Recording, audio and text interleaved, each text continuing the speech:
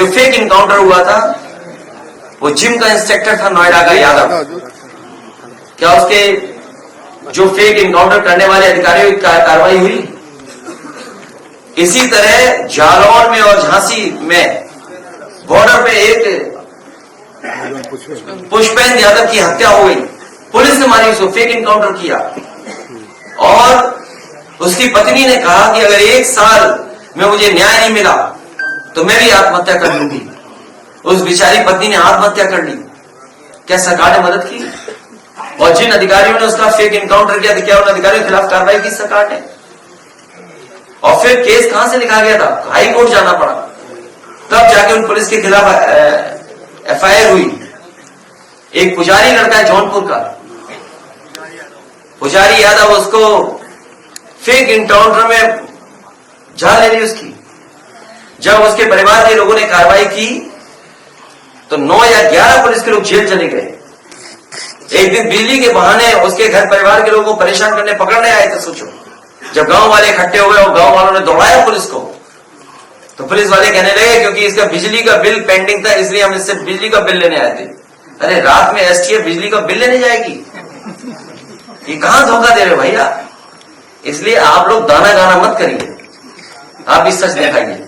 जनता party से समर्थित है ब्राह्मण, वो एक आंदोलन वो हो ही चुका है उनका कुंभ, और यादव महाकुंभ हो ही रहा है। तो आपको लगता है आपके पीडीए की कुछ काट उधर से होगी? देखिए, पीडीए इतना बड़ा परिवार है, इसमें सब है। अगर आप दुखी हो तो भी आप पीडीए के परिवार के हो। जो दुखी है वो सब पीडीए परिवार है। आज दुखी ज्यादा है, खुश मात्र कुछ लोग हैं। इसलिए जो दुखी है वो पीडीए के साथ है, जिसके साथ अन्याय हो रहा है वो पीडीए के साथ है, जो भेदभाव का हटाना चाहता है, सामना करना चाहता है, वो पीडीए परिवार है। आज मुख्यमंत्री गणित बहुत आसान है, उसमें बहुत ज्यादा दिमाग लगाने की जरूरत नहीं है। किसान की आय दोगुनी नहीं हुई, किसान बैठा हुआ इंतजार कर रहा है कि वोट कब डालेंगे। जिस किसान के ऊपर 3 काले कानून आ रहे थे, चुनाव आया, काले कानून वापस दे लिए।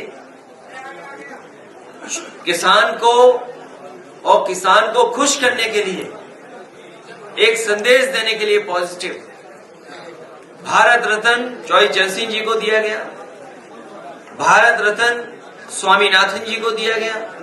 अगर ये वाकई में सच्चे भारतीय जनता पार्टी के लोग किसानों के दुख दर्द को समझते हैं, उनकी परेशानी को समझते हैं और आय दोगुनी का अगर वादा किया उन्होंने, तो स्वामीनाथन जी ने जो फार्मूले दिए थे उन फार्मूलों का अमल क्यों नहीं कर रहे, एमएसपी क्यों नहीं लागू कर रहे? एक तो ये बात, और दूसरी 60 लाख बच्चों की परीक्षा छूट गई।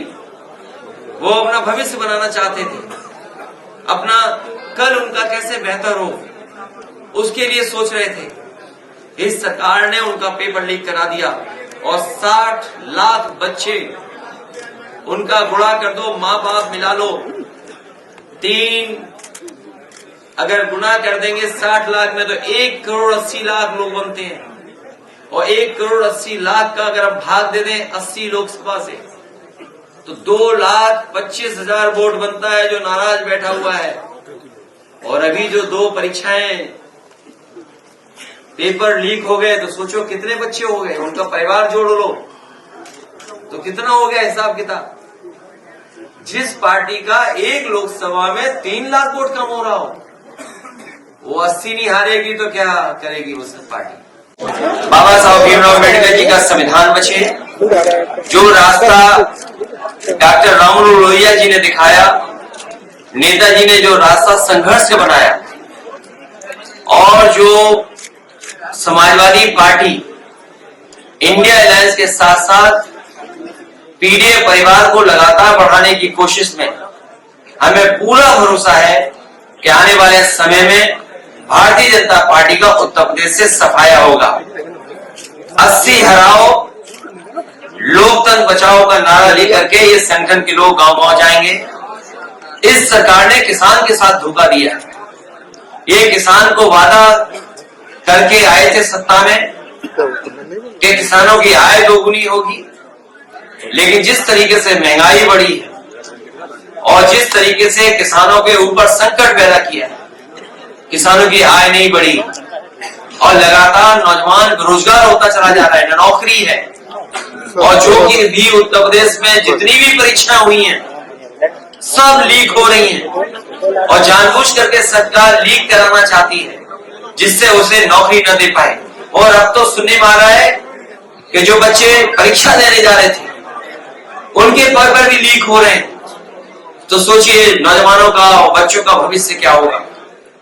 ये न केवल संविधान के साथ खिलवाड़ कर रहे हैं बल्कि नौजवानों के साथ उनके भविष्य, उनका आने वाला समय है, कल है, उसके साथ एक खिलवाड़ करने का काम कर रहे हैं। यहाँ नौजवान संकल्प लेकर के जा रहा है कि भारतीय जनता पार्टी से तो इस उत्तर प्रदेश और देश को बचाना है।